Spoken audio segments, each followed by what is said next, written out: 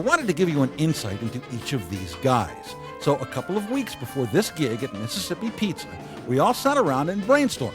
I said, how about have them each play a character? Make them the League of Distinguished Klezmerians. They told me that was a stupid idea, and they came up with this instead.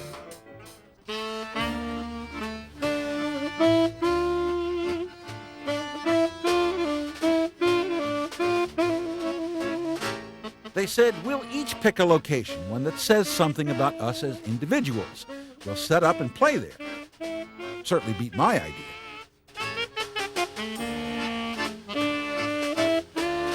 I like cemeteries a lot, and not in kind of a scary goth way, but I just think they're peaceful. My fiance and I, we may sound a little bit twisted, but we did some courting in cemeteries, just hanging out. And we like to come in and take ghost pictures and all sorts of stuff. And so, yeah, I know normally it's a place where people come and are sad, but, we like to come and, give the spirits a free concert.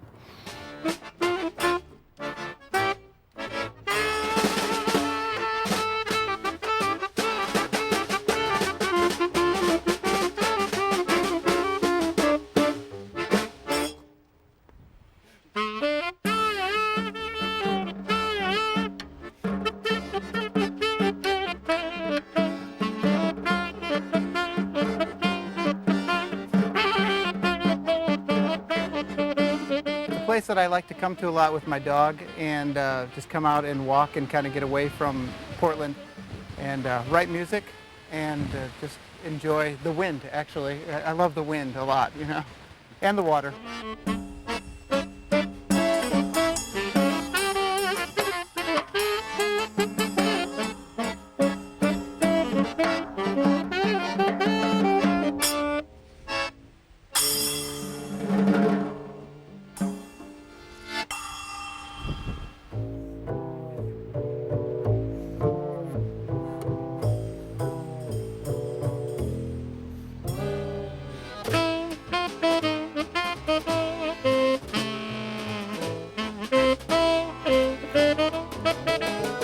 I love Portland, and ever since I moved here, my favorite thing about the place was bridges, and this is my favorite bridge, St. John's Bridge. What's it say about you? Let's see, it's under construction.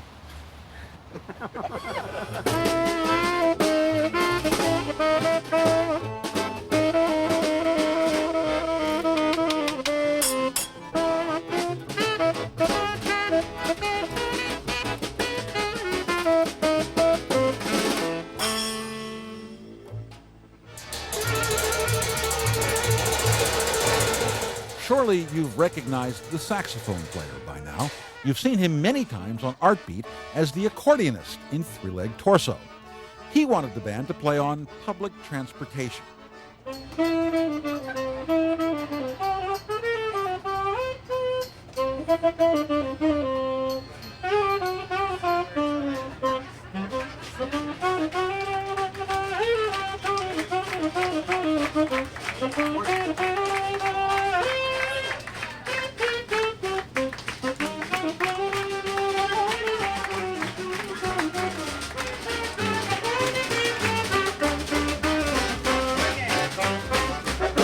I chose the Max because I was hoping we'd be on there and there'd be a lot of people there, which there are, and that we would have some fun and get to interact with them.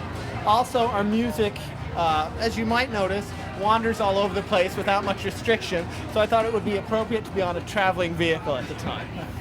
And what does it say about you? It says I'm kind of difficult to pin down.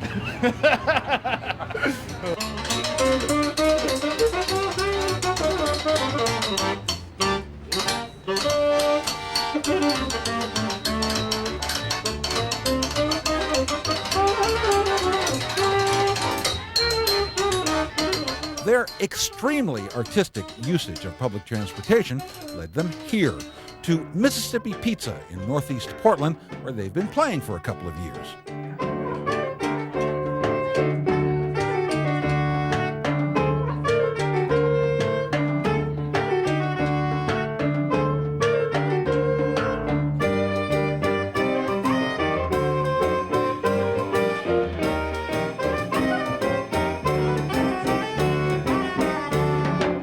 never rehearsed. We'd show up every Tuesday night. We had a book of tunes, and we'd play the tunes. And each time we'd count off the tune, we didn't really know how it was going to be. We weren't trying to like do the same thing every week. We had a really good-spirited connection. Each week it was exciting to go to the gig. You didn't know what was going to happen, but you walked away having a good feeling like we'd created something.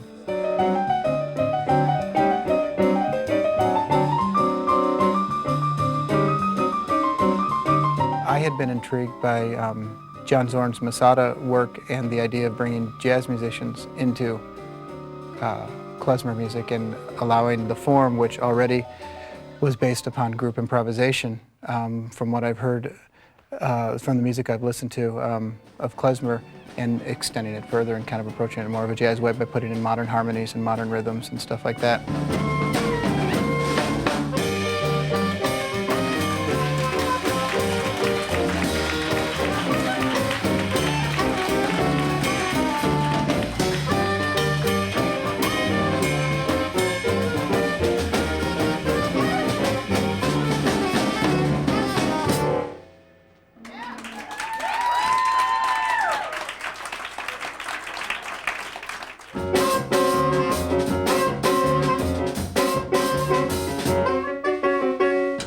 When I first saw you, the term extreme klezmer on your ads, I envisioned you guys playing klezmer on skateboards, but that's not quite the case, is it?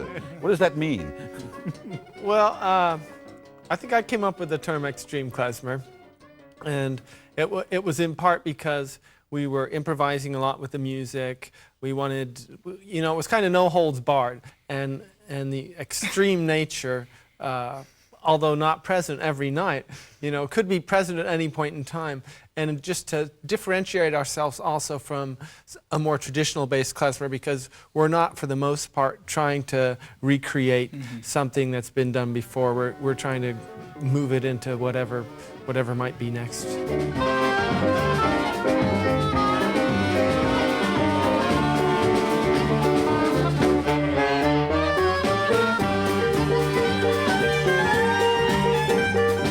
You can almost always count on some of Portland's best klezmer and jazz players finding their way to the bandstand during a Klezmocracy gig. We have different kinds of guests too, because there are some, you know, amazing actual klezmer players who grew up in the tradition, really rooted, very knowledgeable, and they would come in and just lend their old world charm to us, you know, and it really, you know, kicked our butts. Can I say that?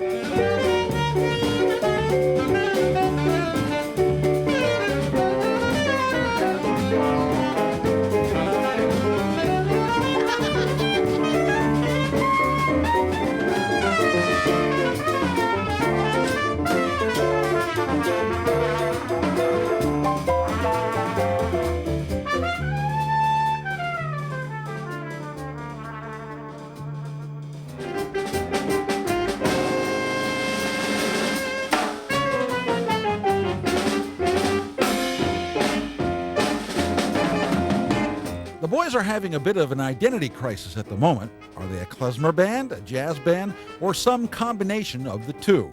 We don't look at ourselves as a klezmer band per se.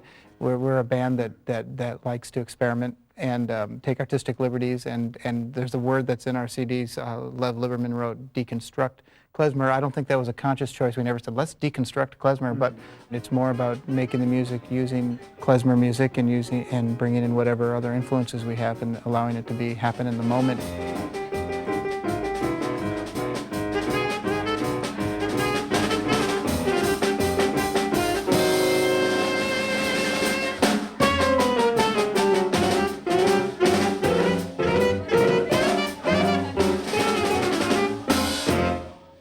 And what will they be by the time their next CD rolls out?